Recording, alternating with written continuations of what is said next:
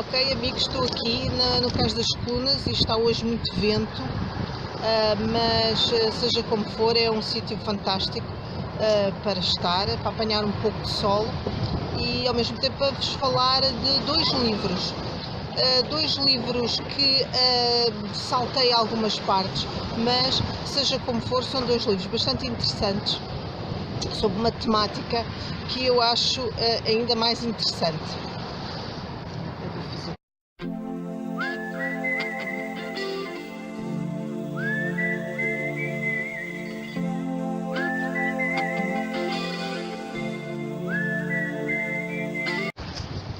Nós temos uma natureza críptica, ou seja, nós temos uma forma de nos entendermos muito difícil e também entender os outros. Enfim, os nossos medos são muitas vezes muito pouco compreendidos por nós próprios. Bom, o ser humano vive muito entre a lembrança, entre a imaginação, o presente, o passado e o futuro. Um medo comum e que se acentua também com a idade é o medo em relação às doenças, em relação à saúde, há o medo em relação aos outros, não ser compreendido, não ser entendido. Há os traumas que ocorrem na infância e que não são resolvidos em tempo adulto e forma medos muitas vezes incompreensíveis com que nós vivemos. Enfim, o medo realmente nos dias de hoje, num certo sentido, não faria sentido existir, mas nós carregamos toda esta carga já antropológica e que tem referente ao nosso lado mais profundo do nosso cérebro. E com isto faço uma transposição para o livro do Kevin Dutton sobre os psicopatas, e onde ele começa por falar que realmente os psicopatas são pessoas bastante fascinantes e acho que no comum as pessoas acham, têm uma certa fascínio por eles, porque eles à primeira vista parecem extremamente normais.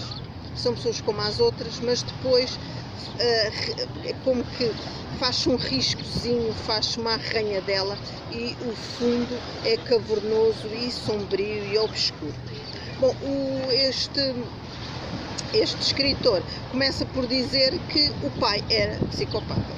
Enfim, o psicopata está muito associado aos serial killers. Não é uma verdade. Os serial killers é uma minoria dos psicopatas. Eles existem na nossa vida, nós lidamos com eles e muitas vezes não nos apercebemos. E há também aquelas pessoas que não conseguem interpretar as suas emoções, nem as suas próprias, nem os outros. Isso não faz deles uns psicopatas. O psicopata é aquela pessoa fria, charmosa, sem remorsos, que não é capaz de identificar nem sequer emoções em fotografias, que não tem sentimento de culpa, que faz apenas as coisas para benefício e com certeza que há muito mais dados. Tem uma camuflagem psicológica. Eu vou recorrer aos meus apontamentos. Ele só vê os lados bons, acaba por ter um ego muito grande e um magnetismo muito forte. Tem algo de hipnótico em relação aos outros, conseguem enfim, manipular muito bem qualquer pessoa que se disponham a manipular, e muitas vezes estão em locais assim um pouco incríveis. E ele dá o exemplo, depois com certeza do pai, que nunca se perdeu a calma em nenhuma situação, nunca se irritou e esteve sempre bem disposto até ao fim da sua vida.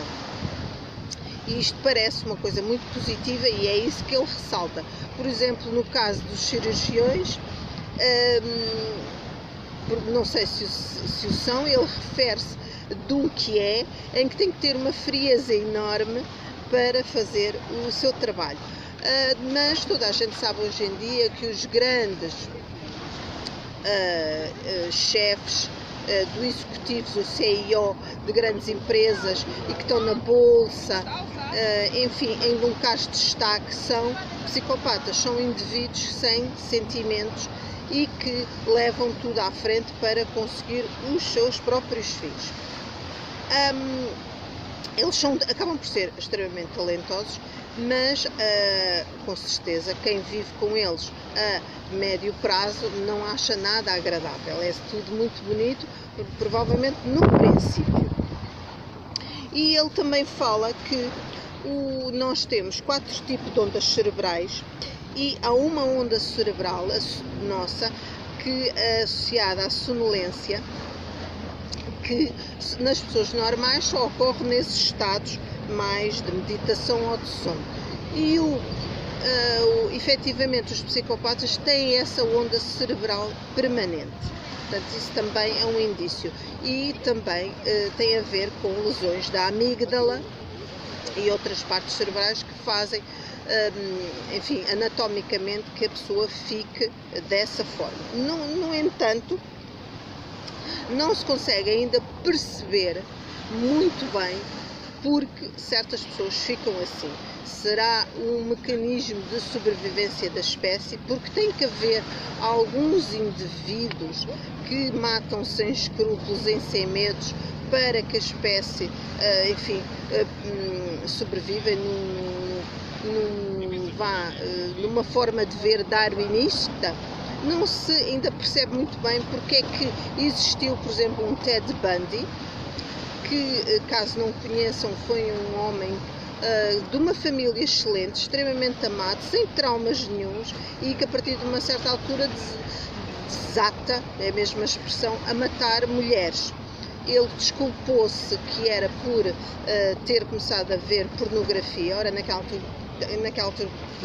altura não havia internet, era por revistas, e começou a ver pornografia mais violenta e a partir daí quis experimentar. Bom, isso me parece mais uma desculpa.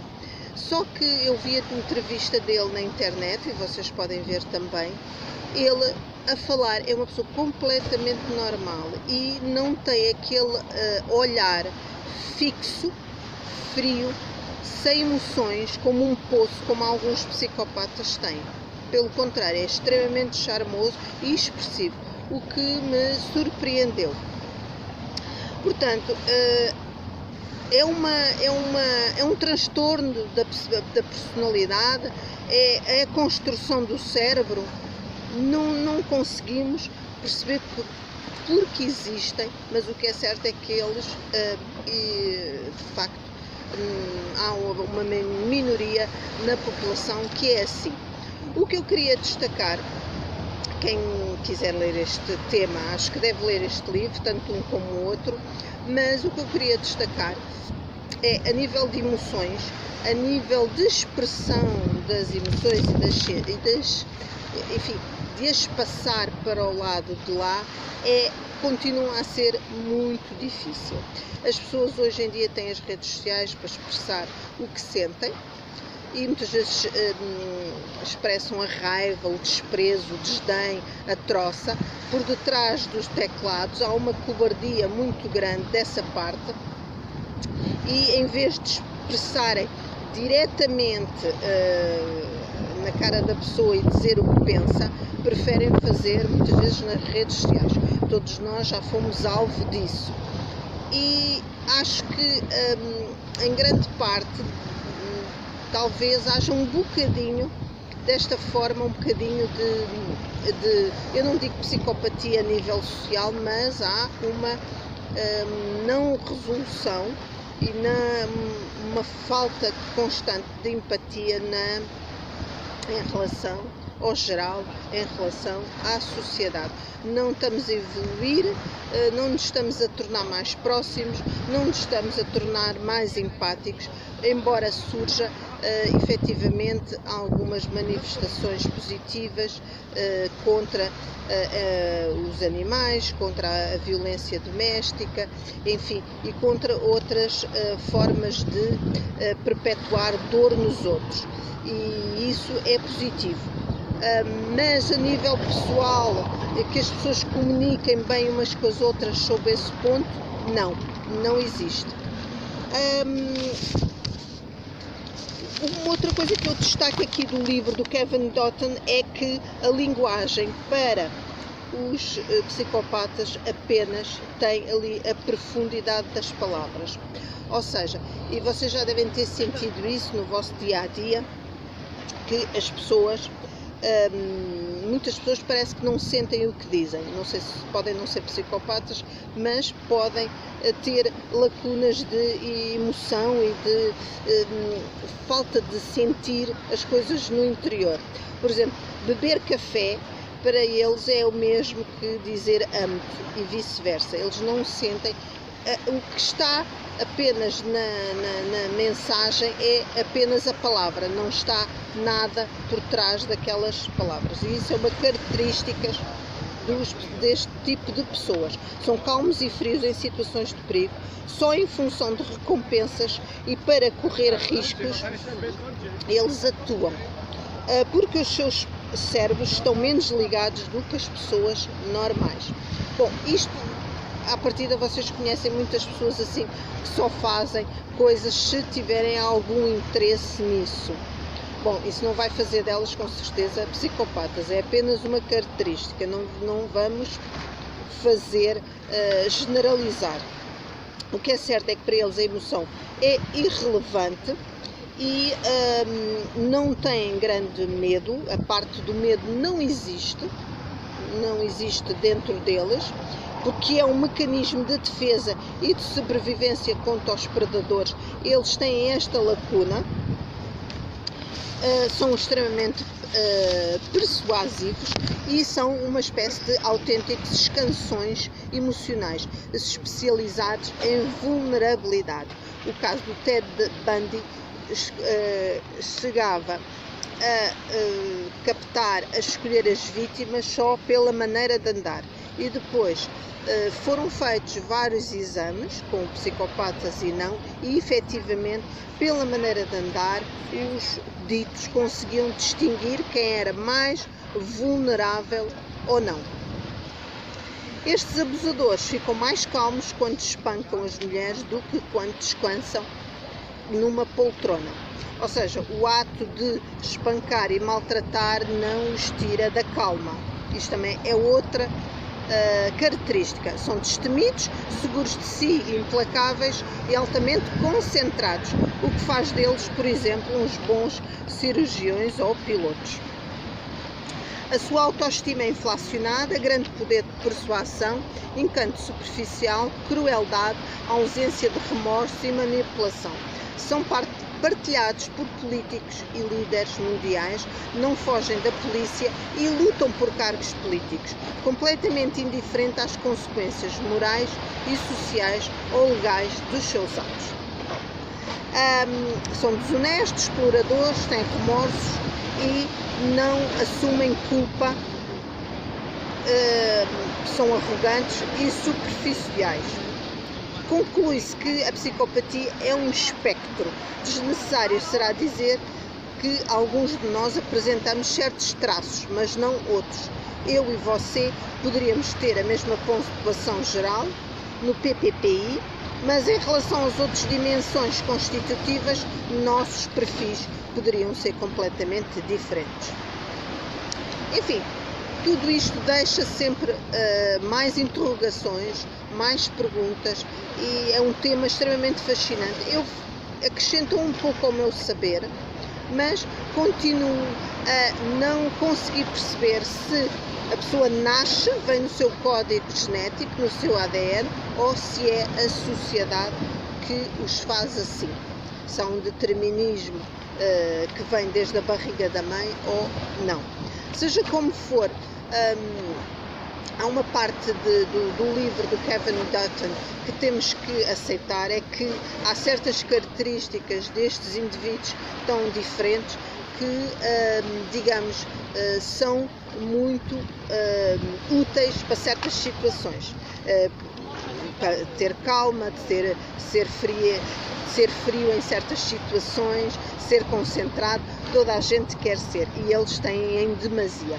Bom, seja como for, eu fiz um pequeno resumo destes dois livros. Se interessarem, leiam. Se não lerem todo, façam alguns capítulos, porque não é propriamente um romance, como é óbvio. É um livro que se lê bem, mas de alguma forma são livros técnicos, a nível psicológico, mas são livros técnicos, mas é um livro para se ir realmente lendo de tempos a tempos para perceber um pouco a nós próprios e também os outros. E deixo-vos até ao próximo filme, ou livro, ou quem sabe uma viagem. Beijinhos, até à próxima!